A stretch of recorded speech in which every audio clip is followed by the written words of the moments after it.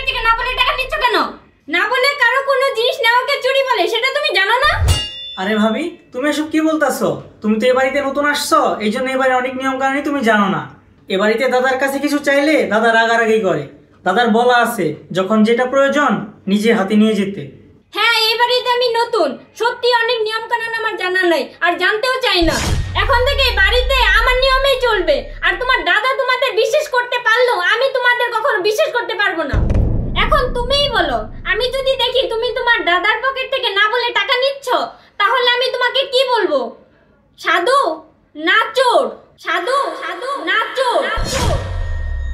Sorry ভাবি, আমারই ভুল হয়েছে। আসলে আমি বুঝতে পারি নাই তুমি আসার পর যে আমাদের বাড়ির সব নিয়ম কানুন বদলে গেছে। ছোটবেলায় আমার বাবা মা মারা গেছে, তাদের চেহারাটাও আমার মনে নাই।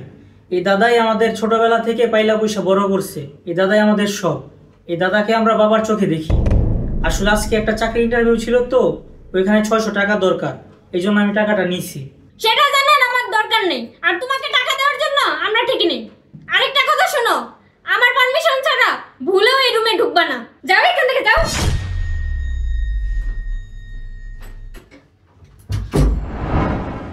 অরূপ, তুই কোথায় যাচ্ছিস? মিসদা, আজকে আমার একটা ইন্টারভিউ আছে, তো ইন্টারভিউ দিতে যাইতেছি। টাকা পয়সা কিছু নিছিস? হ্যাঁ, ভাবি দিয়ে দিছে। কত দিছে?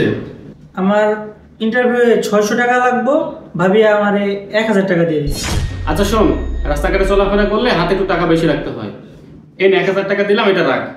আর বড় ভাই নতুন বিয়ে করছে, তার কাছ থেকে আর টাকা পয়সা চাইস না। তোর যখন যা লাগে আমার কাছ থেকে নিস। এনে ধর, এটা রাখ। আচ্ছা ঠিক আছে মেজদা, আমি এখন ইন্টারভিউ দিতে গেলাম। আচ্ছা যা। ও, তুমি আসছো? হ্যাঁ, এই তো আসলাম।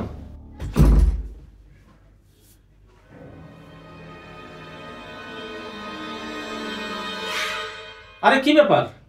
আমার ছোট ভাই অরূপ আজকে টাকা নেয় নাই? না, নেয়নি। কেন নেয় নাই? ওর নাকি আজকে চাকরির একটা ইন্টারভিউ আছে, ওখানে 600 টাকা লাগবে। এই জন্য আমি কিছু টাকা বেশি রেখে গেছিলাম। তুমি ওরা কিছু বলছো নাকি? হ্যাঁ বলছি। তুমি ওরা কি বলছো?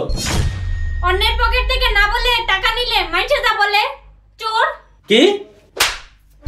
ও আমার ছোট ভাই, আমার পকেট থেকে না বলে টাকা নিলে ওকে চোর বলার তুমি কে? আমার বিয়ের বয়স অনেক আগেই পার হয়ে গেছে, এতদিন বিয়ে করি নাই ওদের মানুষ করার জন্য।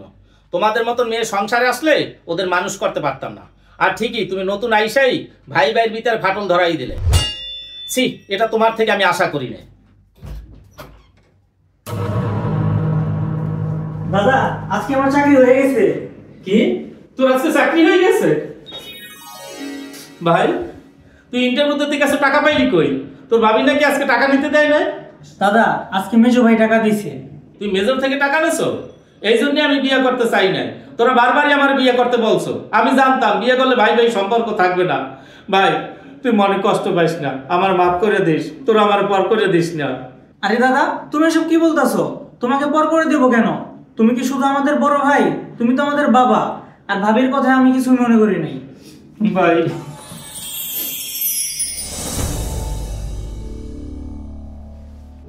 ভাবি, আজকে আমি আমার প্রথম বেতন পাইছি 30,000 টাকা।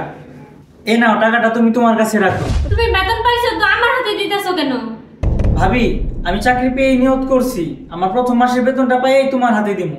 আর মা থাকলে তো সবাই মায়ের হাতেই দেয়, আমার তো মা নাই। আর তুমি আমার বড় ভাইয়ের বউ, আমার মায়ের মতনই। নাও টাকাটা তুমি রাখো। ভাই, তোর সাথে এত খারাপ ব্যবহার করলাম, তারপরও প্রথম বেতনটা পায় তুই আমার হাতে দিতেছ। সরি ভাই, আমি আমার ভুল বুঝতে পারছি। তুমি আমার মাফ করে দিও। এখন থেকে তোমাদের দুই ভাইকে আমি আমার আপন ভাইয়ের চোখে দেখবো। আরে ভাবি, তুমি এসব কি বলতেছো? তোমার কথা আমি কিছুই মনে করি নাই। আর তুমি তো আমার বড় ভাইয়ের বউ, আমার মায়ের মতন। তোমার তো শাসন করার অধিকার আছে। নাও টাকাটা তুমি রাখো।